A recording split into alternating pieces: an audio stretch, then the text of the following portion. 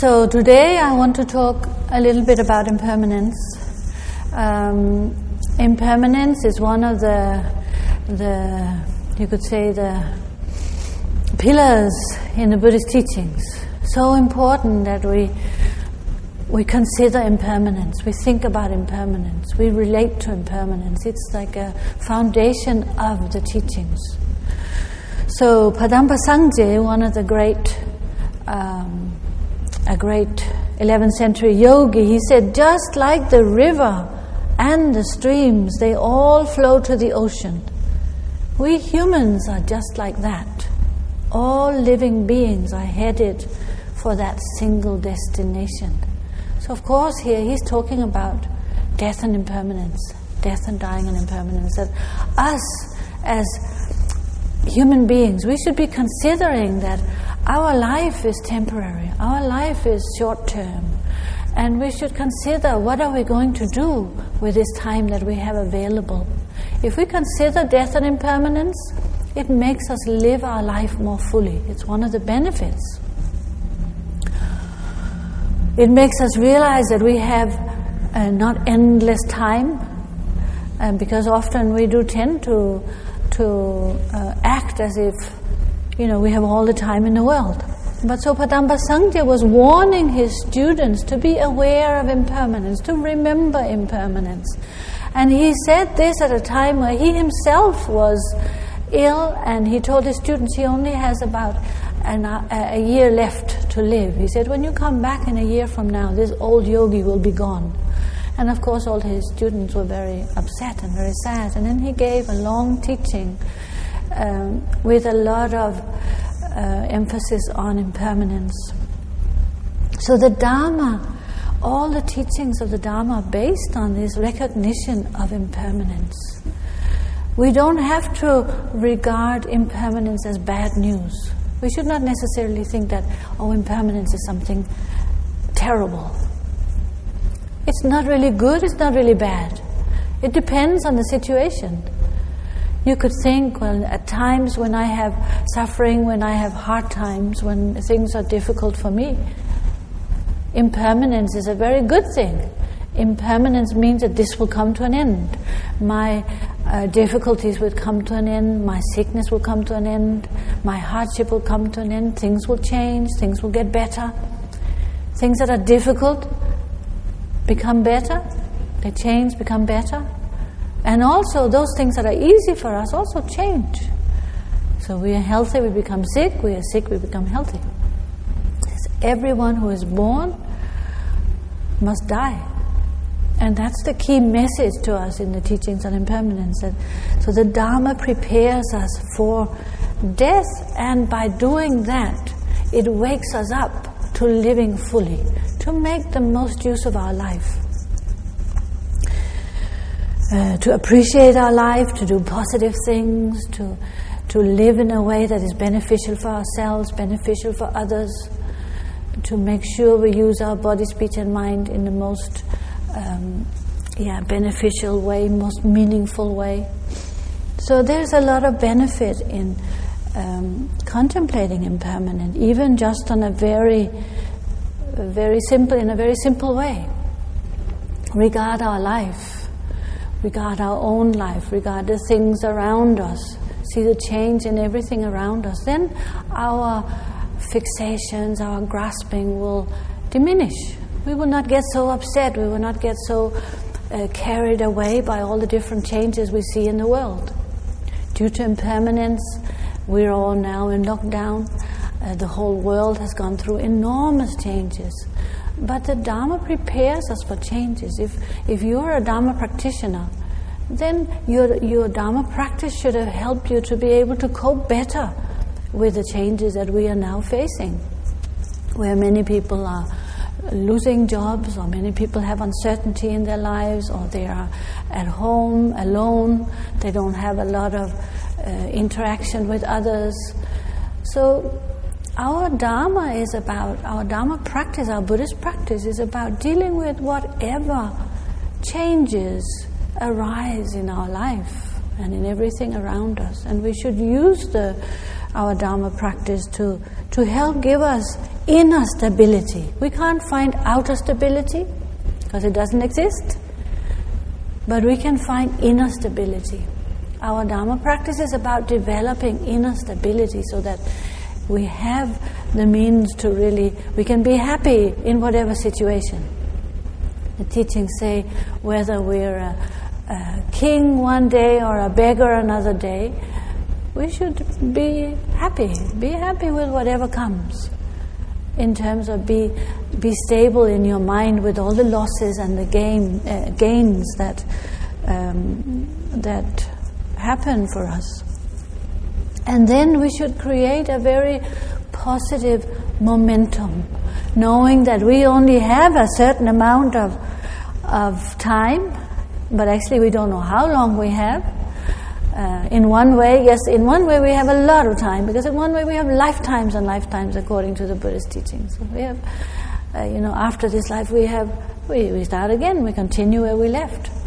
But in this life we have only short time, and even there we don't know how long time we have within our current life. Even if we're young, we don't know if we will live until we're old. If we're older, we don't know if we will be alive tomorrow. But what we need to do is create a positive momentum in our day-to-day life, thinking positively, so that we don't get brought down by our own way of viewing things. We don't make things worse. Speaking positively, so that we also have a positive influence on those around us to the best of our ability. Acting positively, so whatever we do has a beneficial impact on both ourselves and others around us. That way, we create this momentum for positive change. That's what we should think about, a momentum for positive change. Change will be there, impermanence is always there, but create that positive momentum. And that means that for the future, it will carry us into a wave of positivity, you could say. So when you consider impermanence, then of course we know that there's nothing that we can take with us at the time of death. And when you think of that, then it doesn't make so much sense really to spend our whole life chasing after external materialistic pursuits when it is so fleeting and so temporary, and at the end we have to leave it all anyway. So it seems quite meaningless. This is something that becomes like our values and our priorities change when we consider impermanence. So where you want to focus your activity and your life and your energy on something that is more meaningful. And then with that positive momentum, then that carries you to a point where you can consider, will I be living with a so-called like a clean slate? Will I be living when it's my time to go? Have I left a lot of chaos behind me, or have I left with leaving good relationships, positive relationships? Have I left something valuable for others? Have I left something valuable for the world? Have I helped to make the world a better place? Things like that is what we should think about, rather than just feeling that material comfort and material things is the recipe for happiness. It doesn't actually bring genuine happiness. All of that is just part of loss and gain, and we get something, we lose it, we need more things. So we should also consider, how would I feel if I was told that I were to die in 3 months, 5 months. If I went to see my doctor and I got this message from my doctor that you have only a few months left to live, how would I feel at that time? That would be a good indicator for us on whether our priorities are right. Have Have I invested my energy and my values in the right things, that now when I get this message, I'm not full of regret, and I'm not full of resentment, and I'm not full of fear, but instead I have a mind of stability and peace, and I feel happy. I feel happy for the times I have had, but I also don't have so much attachment that I can't let go of things or people. So that's a very good contemplation in terms of impermanence. And we should consider, do I have the causes for a good future? When you say a good future, we could think of that as a good future in general, or good rebirth. It's said that causes for a good rebirth is positive intention, merit, bodhicitta, and dedication. So we should examine, have I sown the seeds for all these positive blossoms to arise? Have I sown the correct seeds for my future? Have I planted the right seeds for my future to get the right crops? So the seeds we should be planting is this positive intention that, again, whatever we do, our actions, we should try and have not a selfish intention. Try and be less selfish. Selfishness is at the root of all the problems we see in the world around us. So many problems amongst people, amongst countries, about wealth, greed, enmity. All of it is based on selfishness. So trying to be less selfish and to think more about others in terms of our intention. We can't get there immediately, but we can gradually try to go in the right direction and let go of some of our own concerns and direct our concerns towards the benefit of others in whatever we do, whatever we strive for, whatever we want to develop. Try and have a positive intention. That's one of the causes for a good future, a good rebirth. And then merit. Again, it's like planting seeds, planting good seeds. Don't plant thistles, don't plant nettles, don't plant weeds, but instead plant positive seeds that are beneficial for the future, acting with generosity and patience and kindness. Then bodhicitta is the four immeasurables. Through the four immeasurables of loving kindness and compassion, rejoicing and impartiality.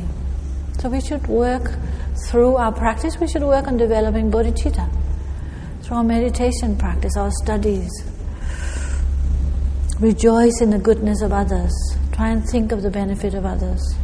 And then the fourth one is a dedication. Try to dedicate whatever we do for the benefit of others. Again, all of it is trying to direct our mind to be a benefit to others. Even if it's just a few people around us we can benefit, then gradually that can increase.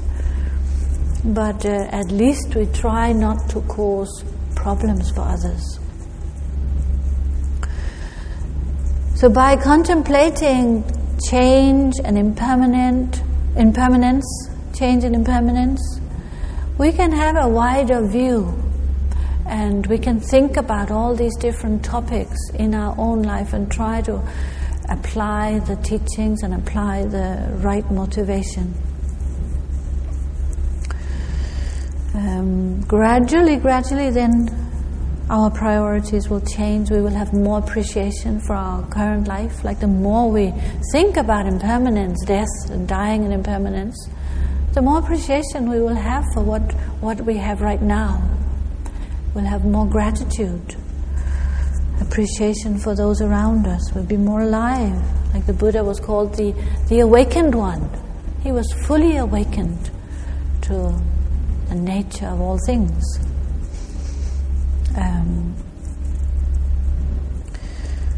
So it is the contemplations on impermanence are not intended to frighten us, to terrify us. It is an observation and analysis, you could say, of the nature of things, of what is going on around us. We don't have to believe in anything. We should observe and ask ourselves if there is anything external that we can really rely upon as permanent, or if it is true, as the Buddha said, that everything is changeable and impermanent.